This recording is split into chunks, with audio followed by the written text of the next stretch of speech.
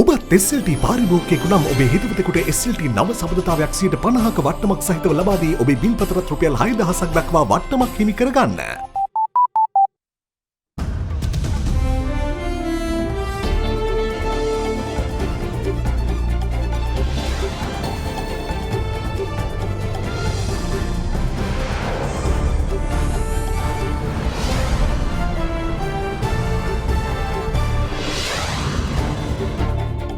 Tonight, World War footing. The world waits with bated breath as Iranian and US military posturing raises global fears of another never-ending Middle East conflict as oil prices rise in response. Recordings fall out. More revelations from MP Ranjan Ramanayaka's audio recordings expose more collusion between the former government and the judiciary amidst calls for action against the personalities concerned.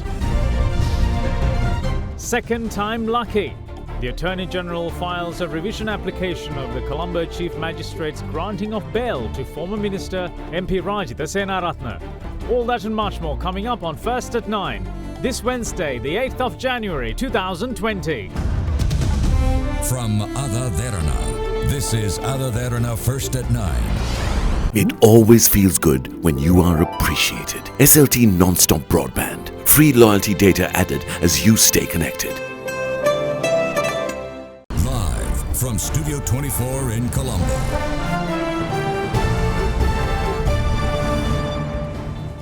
Good evening and welcome to First at 9. I'm Thamke Kanayaka.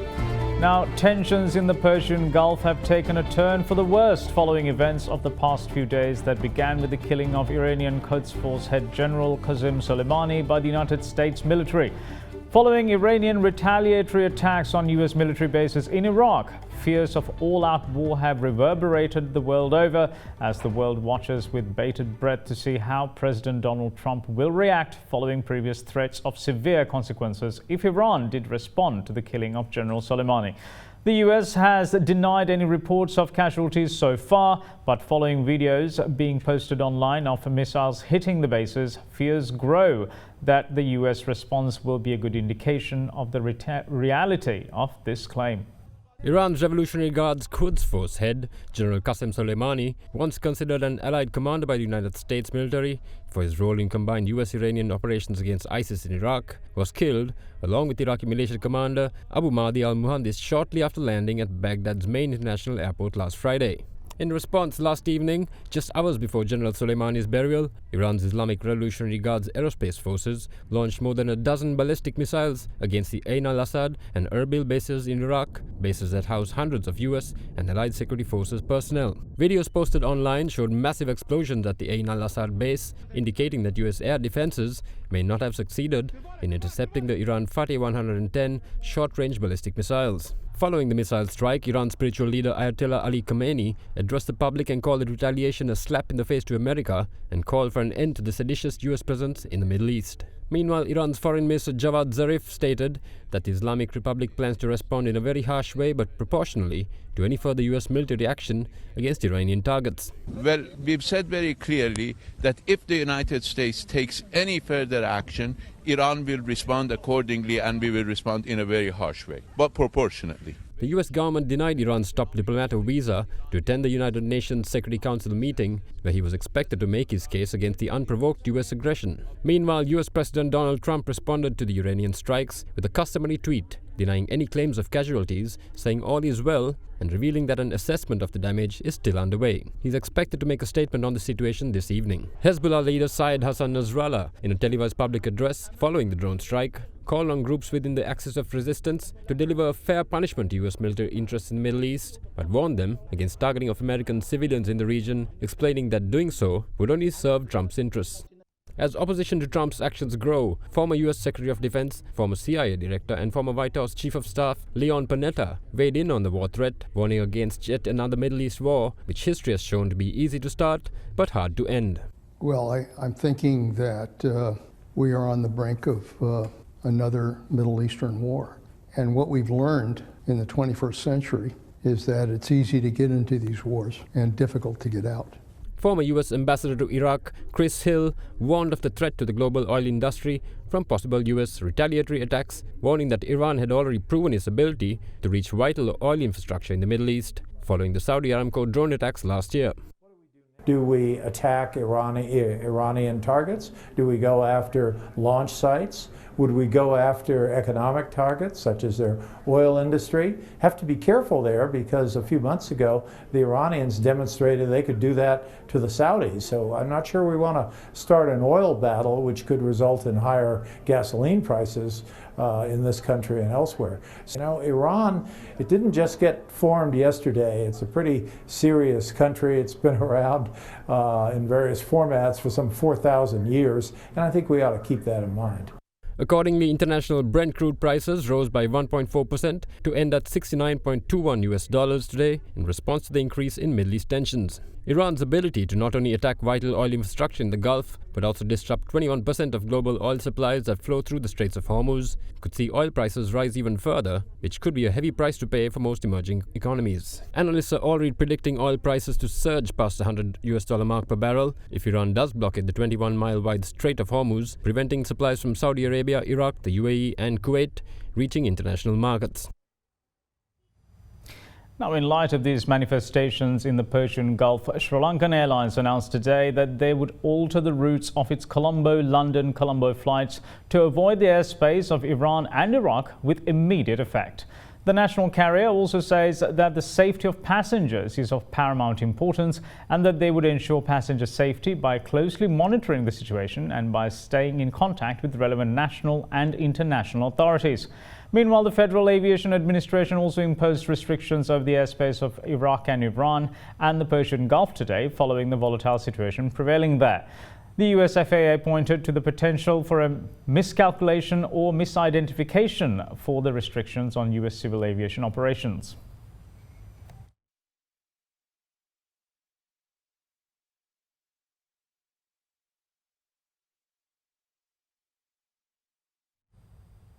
Now, moving on with other stories, Singapore's Minister of Home Affairs and Law, K. Shanmugam, met President Gotabaya Rajapaksa yesterday at the President's office. Various matters of importance has been discussed by both parties during the meeting. The attention was drawn on regionally important issues such as developing trade and investment relations, prevention of terrorism, elimination of extremism and threats of foreign influence. Further, the President's media division stated that steps taken by the Singaporean government to prevent the circulation of false information and hate speech and to establish religious reconciliation by implementing new laws were also discussed during the meeting.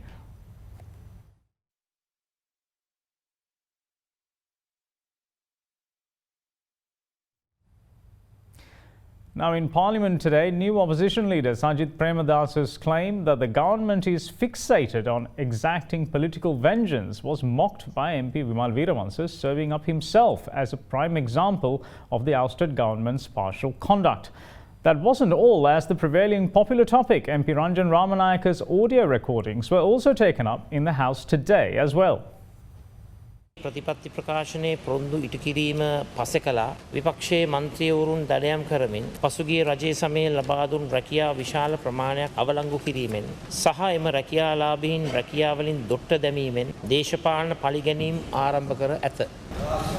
අප ආණ්ඩුව ලෙස 2015 දී පත් වූ පසු කිසිම දේශපාලන පරිගැනීමක් සිදු නොකළ අතර නීති විරෝධී හා වැරදි පිළිවෙත් මත බඳවා ගැනීම කරන ලද පිළිවෙත් උල්ලංඝනය කිරීම මත පත් කරන ලද ආදී අයගේ ප්‍රශ්නයක්ද කියලා අපි සොයලා බලලා ඒ අනුව මේකේ නිවැරදි තොරතුරු හා සංඛ්‍යා ලේඛන අපි ඉදිරිපත් කරනවා. දැන් මෙතන සජිත් ප්‍රේමදාස විපක්ෂ නායකතුමා කියනවා බබා වගේ දේශපාලන පරිගැනීම් කරනවලු මම බැලුවා මේ වෙන ලෝකෙකින් ප්‍රාදුර්භූත වෙච්ච මහත්තයෙක්ද කියලා. මුලින්ම පරිගත්තේ තිස්සත් නායක මහත්තයාගේ. ඊළඟට පරිගත්තේ අපේ නෝනාගෙන්. ඊළඟට පරිගත්ත අපේ മന്ത്രിවරුන්ගෙන්. මම හිටියා මාස 3ක් ඉරේ. අදත් බී වාර්තාව නඩු පවරන්න බෑ වාහන අපභාවිතාවට අනුබල දුන්න කියලා මාව දැන් මෙහිරේ ඒ නිසා තමුන්නාන්සලා ඒ විදියට විපක්ෂය මර්ධනය කරලා බය ගන්නලා ධන ගස්සලා තියා ගන්න හදලා ඒකට අපි යටත් උනේ නෑ ඒකට යටත් නොවිච්ච හන්ද තමයි අවුරුදු 4මාරෙන් තමුන්නාන්සලාගේ පාපකාරී ගමන නතර කරන්න පුළුවන් උනේ මන්ත්‍රීතුමනි මේ දවස්වල රඟ දැක්වෙන අලුත් චිත්‍රපටයක් ඒ බයිස්කෝප් එකේ ප්‍රධාන නළුවා රංජන් රාමනායක චිත්‍රපටයේ නම හඬපට එළියට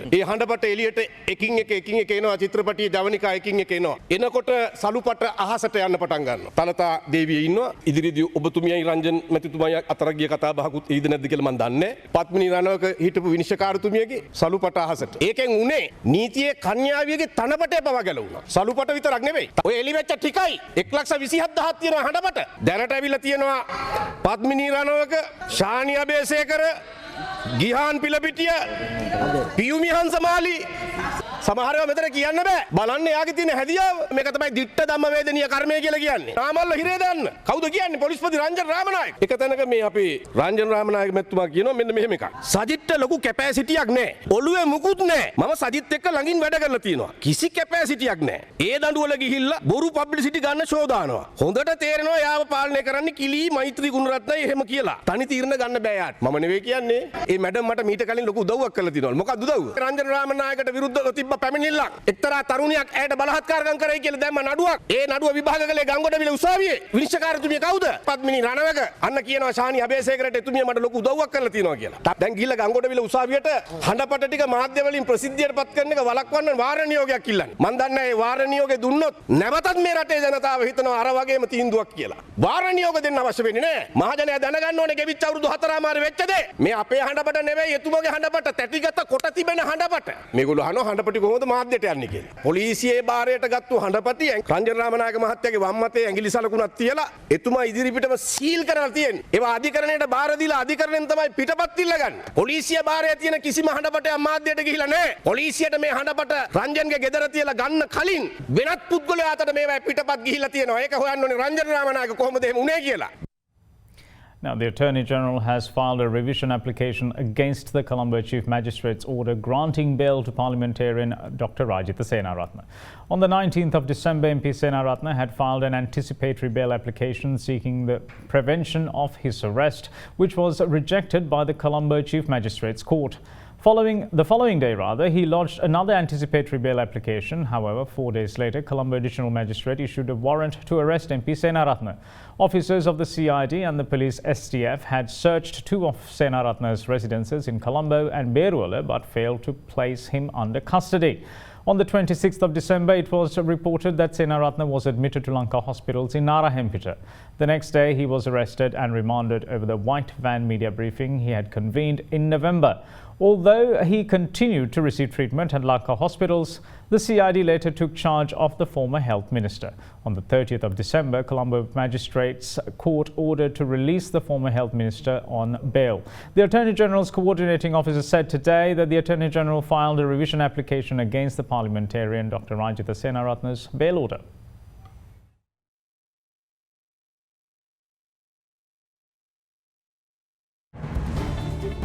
There is more news on the other side of this break. Stay tuned.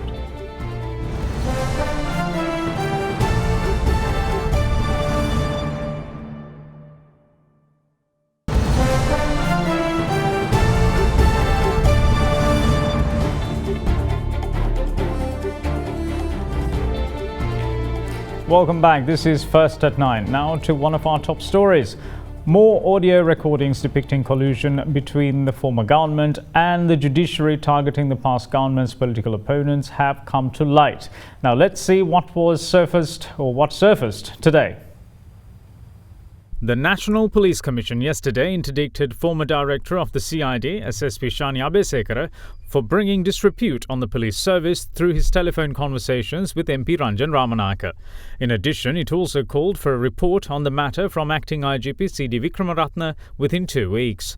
With that being the case, Shani Abesekara was given an overseas travel ban by the Nugegoda Magistrates Court today upon a request made by the Colombo Crime Division pertaining to the telephone recordings of MP Ranjan Ramanayaka. In the meantime, General Secretary of the organisation, Sinhala Ravaya, Venerable Magal Kande Sudattathera today revealed another recording of a telephone conversation MP Ramanayaka had, and this conversation featured former Colombo Chief Magistrate Gihan Pilapitiya.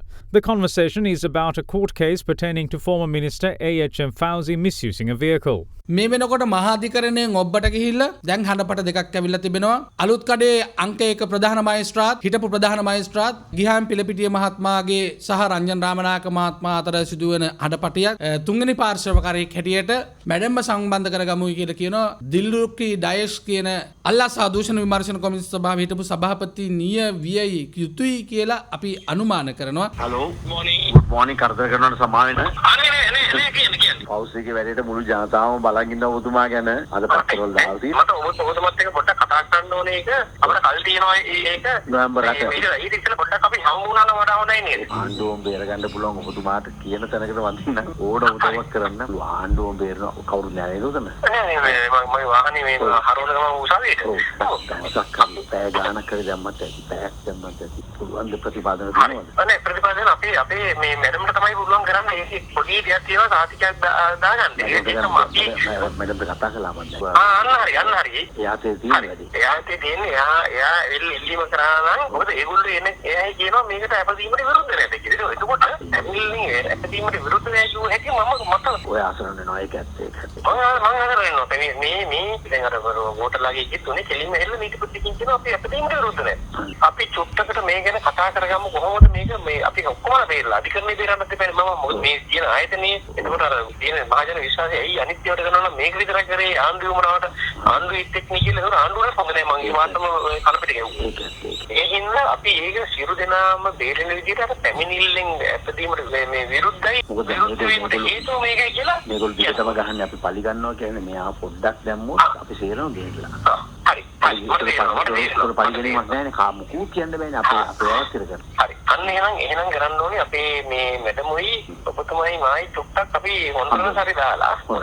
අපි phone එකෙන් conference දාලා අපි හැමෙන්න කතා කරන්න පුළුවන් නේ. හොඳයි. අන්න එහෙම එකක් කරමු. මට මොනවද කරන්න පුළුවන්? මම විරුද්ධයි කියලා මම එන්නම් ඉස්සර. මට බය වෙන්න දෙයක් නැහැ. හරි ඔබතුමා අන්න අපි මේ වගේ දෙයක් කරා නම් ඇහිල්ලා. හරි. ලොක්කිගෙන් අහලා වට කෝල් එකක් දෙන්න. මට හොඳම දේ එහෙන් කතා කරලා පොඩි පුෂ් එකක් දෙන්න මට. හරි. Okay.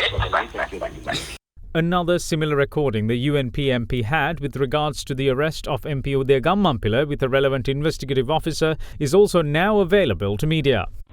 Hello. Good morning. Good morning, Amatuma. කොහමද? තාම මට අරක හම්බුන්නේ නැහැ මතුමා. ඒකයි තියෙන ප්‍රශ්නේ. මම අපේ මේ චම්පිකන්නතුමාට කිව්වා. මේ දැන් කොහොම හරි සෞන්ද හෝ අඟහරු වාද අර අනිත් එක නම් මං ගාව තියෙනවා අර බී වාර්තාවල් හම්බුන්නේ නැහැ. හොඳයි කමන්නේ. අඟහරුට ආරම්භ මට කතා කරන්න එහෙනම් අවුලන්නේ. මොකද අප හම්බුනේ මිනිහට. දැන් අතන සුප්‍රීම කෝට් එකේ කේස් එක තියෙනවා. ඒක අමතරව දැන් අර පොලිසිය අප නොදෙන්න කියලා ඉල්ලලා හිටියේ මේ අර සාක්ෂිකරුවන්ට බලපෑම් කරා. ඕස්ට්‍රේලියාවේදී බලපෑම් කරන්න බෑනේ. අයි ඒගොල්ලන්ට කිව්වේ නැති පොඩ්ඩක් ත්‍රෙට් කෝල් ආවා කියලා පොඩ්ඩක් කිව්වනම් හරිනේ. ආනතුමා මෙහෙ ඉඳලා මේ බ්‍රයන් ෂෙරික්ට කෝල් දෙක තුනක් දුන්නා නම් හරි. පිට කිව්වනම් අපි බ්‍රයන් ෂෙරික්ට මෙහෙ ඉඳලා ත්‍රෙට් කෝල් ටිකක් දෙනවා. I'll kill you කියලා කෝල් ටිකක් දුන්නා නම් මෙහෙ ඉඳන් I'll send some underworld people and kill you in Australia කියලා එහෙම ටිකක් දුන්නා නම් ඌ තව එහෙම දෙයක් කරන්න දුන්නේ. එහෙමනම් තව ටිකක් තියාගන්න දුන්නා ඇතුලේ නේද? ඌනේ ඇවිල්ලා අලු නිකන් චන්ඩිචෝ ටෝක් එකක් දුන්නා. ඒකට දල්ලන්නේ නැහැ මිනිස්සුන්ට. තද වෙලා ඉන්නේ අර. In this backdrop, the organisation Singhale filed a complaint with the Judicial Service Commission this morning pertaining to the conduct of judges Dhammika Hemapala and Gihan Pilapitiya. මේ ධම්මික හේමපාල කියන විනිශ්චයකාරවරයා තමයි රෑ 10ට කඩුවෙල උසාවියේ ලයිට් දාලා නාමල් රාජපක්ෂ, යෝසිත රාජපක්ෂ, බැසිල් රාජපක්ෂ මේ තුන්දෙනාට අධිකරණය තුල දඬුවම් නියම කළේ. එතකොට අපි බලමු මේ ධම්මික හේමපාල මහත්මයා රංජන් රාමනායකත් එක්ක මහාචාර්ය කාලෝ පොන්සේකත් එක්ක එක්තරා ස්ථානයකදී නඩු තීන්දුව කිහිපයක් සහ රංජන් රාමනායකට එරෙහිව ඉදිරිපත් වෙලා තියෙන චෝදනා කොහොමද ලියාගන්නේ, කොහොමද මේ චෝදනා වලින් රංජන් රාමනායක නිදහස් වෙන්නේ කියලා කතා කරනවා. ඒක හඬපටයක් නෙමේ වීඩියෝ පටයක්. මේ වීඩියෝ පටය ඇතුලේ කඩුවෙල විනිසුරු ධම්මික හේමපාල මහතාගේ මුහුණ පැහැදිලිව පේනවා. හැබැයි අපේ ජජස්ලා කතා වෙනවා දැන් මේක නිසා අපේ ඒවා එක්ස්පෝස් වෙලා රෙවියන් එනවත් යන්න වෙන්නේ නැහැ කියලා. ඇත්ත කතාව ඒක දැන් කියනවා මෙයාගේ කට හොඳ නැහැනේ කියලා දැන් කට්ටිය කියනවා දැන් මොනවද කියයිද දන්නේ. දැන් ඔබතුමා හිතන්නේ ඇතුලෙන් එන ආරංචි මොකද අපිව කියලා කරයිද පල්ස් වලට දෙන විදිහට මේගොල්ලෝ අනාගනීද මාව ඇතුලට දාලා නැත්තම් අවවාදයක් දීලා මේවා කරයි. ෆෝන් කරයි වගේනේ. දැන් ඕක ප්‍රෙසිඩන්ට් කියලා වගේ පොඩ්ඩක් කියවනම් හරිනේ. ප්‍රෙසිඩන්ට් හම්බුණානේ කාලම මරමේ මට ගිය සුමානේ. ඒතකොට මම කිව්වා මොකද්ද කරන්න කියලා. ඒතකොට කිව්වා උඹ කිව්වේ ඇත්තනේ. කිව්වා ඉතින් දැන් මොකද කරන්නේ ඩිප්ලොමා කෝට් මේවා මේ අපහාස කළා කියලා දැම්මොත් ඒ මොනවද කරන්නේ? ඒක බලන්න කිව්වා. ඉතින් එහෙමයි කිව්වේ. ඉතින් මට මූ එළියට ගන්න එනවනේ කියලා කිව්වා. මම කිව්වා ඊට කිව්වා හැබැයි උඹ ස්ත්‍රී දූෂණ කේස් කොටු කේස් දාගන්න එපා ඒවට එළියට ගන්න නැහැ මම මේකට මම ඔබට කැසට් එකක් නෑලුණා. කවකවද හරි කට්ටිය. ඕන්නේ කියන්න බැරුණේ මොනවද කියන්න පුළුවන්. අග්‍රවිනිශ්චකාරතුමා විදියට අපි ඔබතුමාට ගරු කරමින් දැන්වත් ඔබට පැවරලා තියෙන බලය ශක්තිය උපයෝගී කරගෙන මේ චෝදනාවන් වලට ලක්ව සිටින විනිශ්චකාරවරුන්ට එරෙහිව හැකි ඉක්මනින් අවශ්‍ය කරන සුදුසු නීතිමය ක්‍රියාමාර්ග ඉක්මනින් පටන් ගන්නා ලෙස තමයි අද දවසේදී මේ පැමිණිලි ඉදිරිපත් කරලා අපි අධිකරණ සේවා කොමිසමෙන් බලාපොරොත්තු වුණේ. In the meantime, MP Ranjan Ramanayake today filed a motion via his legal counsel before the Nugegoda Magistrates Court. It argues that publicising the phone conversations contained on the compact discs taken into custody from the parliamentarian's residence is against the Code of Criminal Procedure Act and the judicial process. මගේ සටන හොරුන් මිනිමරුවන් එතනෝල්කාරයන් කුඩුකාරයන් නීතිය ඉදිරියට පැමිණීම. එතනදී මම ගන්න යම් ක්‍රමවේදය සදාචාරාත්මක නොවෙන්නට පුළුවන්. මාළඟ තව තියෙනවා රංගේ වගේම මාව ගන්න අල්ලස් දෙන්න කතා කරපුවා තව තියෙනවා. මල්ලි පහුගිය බැඳුම් කර වංචාවේදී ඒ පාර්ශව මට කතා කරපුවත් මාළඟ තියෙනවා මල්ලි. දාන්න අවස්ථාවක් ආවේ නැහැනේ මල්ලි. ඒගොල්ලෝ කිව්වොත් රංජන්ට සල්ලි දුන්නා කියලා. මෙන්න ඇලෝසියස්ගේ හඬ කියන එකත් මාළඟ තියෙනවා මල්ලි.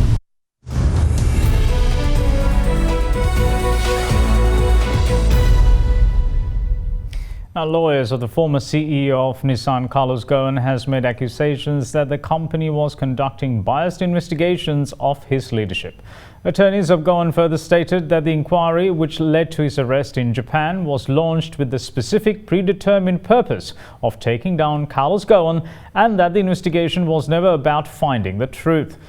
Nissan issued a statement stating that they would pursue legal action to be taken against the ex-CEO despite him not being in Japan. His defense team responded to Nissan's statement saying that Nissan's claim of conducting a thorough internal investigation was a gross perversion of the truth.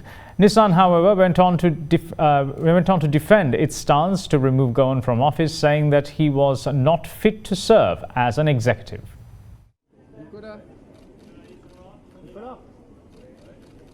Now, Asian stocks tumbled on fears of war between the United States and Iran today, with the Nikkei index down 2.3%, while the Hang Seng shed 1.3%.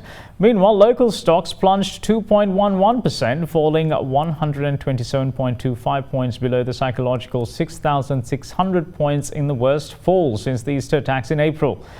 The all-share price index fell for the third day running, closing at 5,898.89 with heavy retail selling and weak buying power. Let's now take a look at how the markets performed today. So the stock market today actually declined significantly by 127 points. So basically the third consecutive trading session that the market declined. However, it fell to the lowest closing value since 23rd October 2019. The main reason for today's fall is the Middle Eastern tensions and the US-Iran tension that has seen that was there in the last couple of days, and yesterday it got activated with Iran attacking 2 US bases. So this actually has some implications for our market or our country. That is mainly coming through the rise in oil prices. So with the tensions with Brent rising above $70 and currently has settled around there. So that has somewhat of an impact into the Sri Lankan market, and also Iran is one of the main buyers of tea, and with that we will have an issue in terms of tea prices also going forward. So those are the major issues that we are looking at currently. However, if you look at today's market, the decline has been significant, where the stock across the board there was significant selling pressure with heavy sellout by most investors, high net worth, retail, and also somewhat of institutions as well selling out. Foreigners actually had a very low participation today. We feel that this is kind of a overreaction to the situation that is there, that has already occurred. And the Sri Lankan rupee was steady at 181 rupees and 25 to 40 cents to the US dollar in the spot market today. However, the rupee ended stronger at 181 rupees and 25 to 35 cents to the dollar yesterday. Now let's take a look at how the Sri Lankan rupee traded against other major currencies during the day.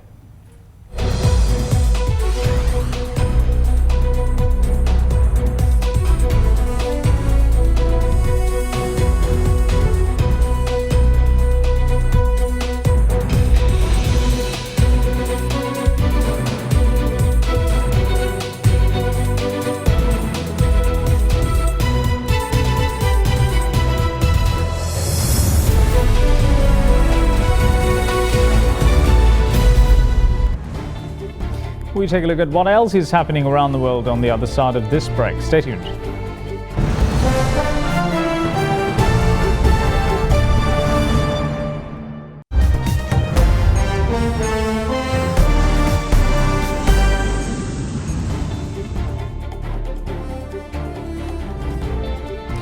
Welcome back. This is First at 9. Now, tens of thousands of workers affiliated to trade unions led a strike in parts of India today, disrupting transport and banking services in the protest against privatization and the growing impact of an economic slowdown on jobs. More than 10 national trade unions affiliated to left-wing parties, including the main opposition Congress, have called for a nationwide protest against Prime Minister Narendra Modi's labour reforms. Those include the privatization of state-run companies, Air India and oil major BPCL, as well as a merger of public sector banks. In the eastern state of West Bengal and southeastern Odisha, workers disrupted train services while shops and banks were shut at various places. The national capital, Delhi, and the financial hub, Mumbai, however, remained largely unaffected. The government has warned its employees that participation in the strike in any form would lead to deduction of wages and appropriate disciplinary action. Asia's third largest economy is facing its worst slowdown in decades, and the government yesterday forecast 5% growth for the current financial year, the slowest pace in 11 years, blamed on weakening demand and private investment. Approximately 250 million people were expected to take part in today's trade union action, which would have made it the world's biggest strike. However, the actual number participated is yet unclear.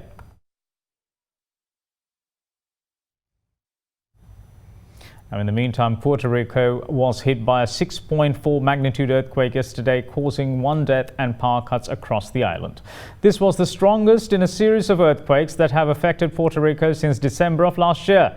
At least 346 people were left homeless and 300,000 people were cut off from drinking water as the earthquake caused grave damage to homes, buildings and roads. Authorities say that the island's power plants have suffered some damage and that power was shut off as a protective measure.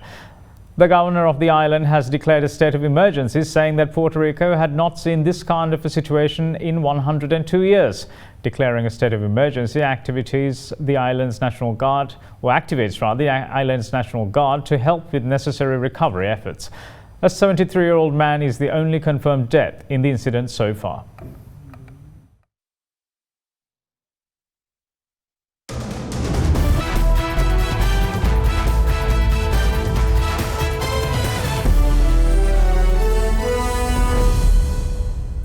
Liverpool striker and Senegal forward Sadio Mane has been named the African Footballer of the Year. Mane defeated his Liverpool teammate and Egypt forward Mohamed Salah and Manchester City's Algerian winger Riyad Mahrez to the award. 27-year-old Mane helped the Reds to last season's Champions League title, scoring 30 goals in all competitions across the season.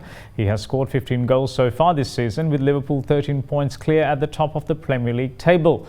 Mane collected his award at the award ceremony held in Egypt, but neither Salah, who had won the award for the last 2 years, nor Mahrez were present.